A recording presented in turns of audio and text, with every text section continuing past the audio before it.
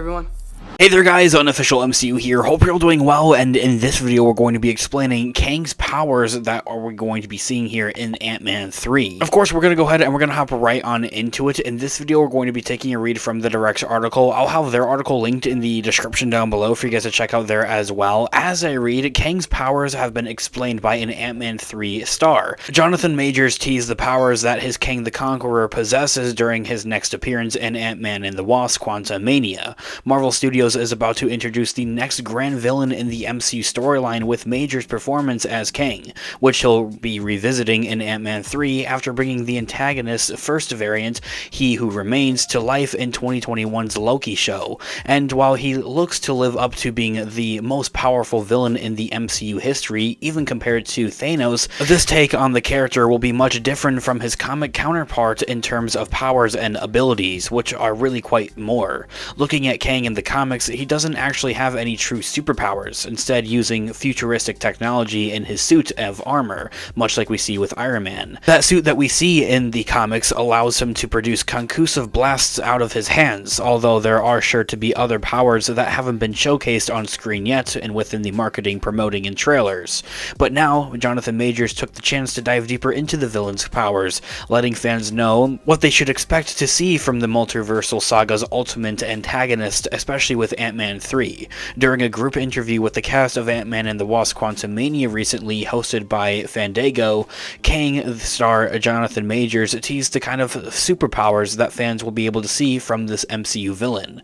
When asked where his powers come from, Majors explained how his internal power is really the drive behind the character, teasing that his pain, suffering, and discomfort are part of what makes the villain so great, saying that in full quote, "Where's that power come from?" Well, I mean, here's the thing with villains, or with any character, but particularly with villains, that yes, there is this manifestation of power, but the internal power is really the drive. And I think that Kang, something I've found so interesting is that his pain and suffering and discomfort and frustration with society and the world that is so great in him, and that friction also allows him to make himself into the supervillain that you do see, ending that quote right there. The internal friction is what makes Kang so powerful, with Majors hyping him up, saying that he lives up to that title of being the MCU's greatest villain ever, saying that in another quote, it is this internal friction that gives him that power. Now, how it manifests, well, stay tuned. But yeah, his heartache is great, and I think it's so massive, he does live up to that title of being the biggest, baddest MCU villain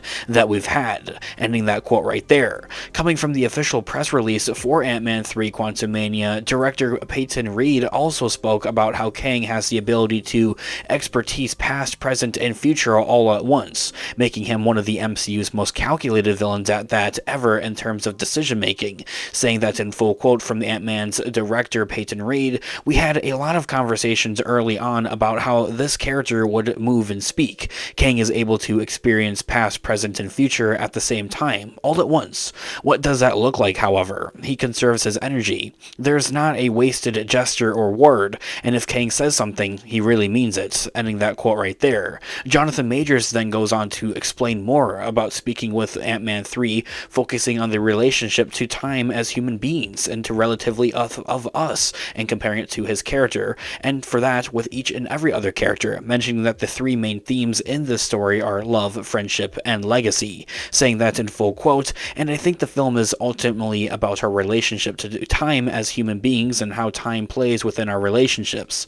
Love, friendship, and legacy. That's what the story is really about, and every character from Hank to Janet to Scott, all of us are touched by that and deal with the threat or promise of time in a different way," ending that quote right there. Now, this all being said, there is a lot to unpack here and a lot to say here about this here overall. It's kind of like, in a way, I think a kind of a mixture is what I think we're going to see here with the final variant of Kang here, because let's be honest, I don't think that this is going to be the final version of Kang that we see here, especially in the Kang Dynasty Avengers movie coming out in just a couple of years here. Much rather, this is simply like a more humanized character of who we saw in the Loki show, that there being Nathaniel Richards as his more human name that we learned from the Loki show, but this is also still Kang there, and he's simply just a dude. He's a human with technology, essentially, in a sense. And I think we're going to be seeing kind of like a more same version of that with the Ant-Man 3 of Kang here. However, aside from that, relating back to the article here, However, Kang's internal power driving villainous stories here.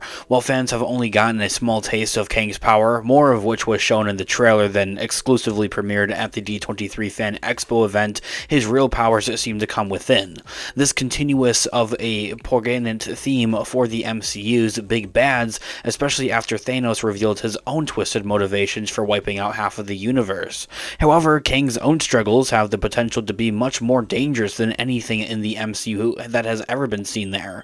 Part of that is due to the fact that Kang will be divided into a seemingly unlimited number of variants existing across time and space. Part of that allows him to thrive simultaneously in the past, present, and future. This kind of power is also sure to drive him ballistic in some form or another as he sets out on his mission for multiversal conquest, with the pain he's experienced being part of what makes him so focused on achieving his goals. And of course that also has to relate to the idea of which variant of Kang that you're dealing with. His first step in moving forward on his quest will come in Ant-Man 3, as Marvel Studios president Kevin Feige has recently revealed that he'll use Scott Lang to get his time chair working again. This will allow Kang to travel anywhere across space and time that he wants to, giving him the chance to interact with his variants and further formulate his plan to truly bend the multiverse to his will as he sees fit. And after that, the Avengers, the Kang Dynasty, and Avengers Secret Wars is on its way. Only time will tell how his internal drive manifests into pure chaos and terror, something formulating even bigger to what we saw with Thanos. Now, from there, that is where the article concludes, and as I had mentioned at the beginning of this video, I have this article linked in the description down below for you guys to check out there as well. I would love to hear you guys all think on this overall thought process here behind Kang and explaining his powers, essentially, to an extent of where they're coming from. However, the main takeaway from that whole ideal is that it's kind of a mixture between his intentions and his,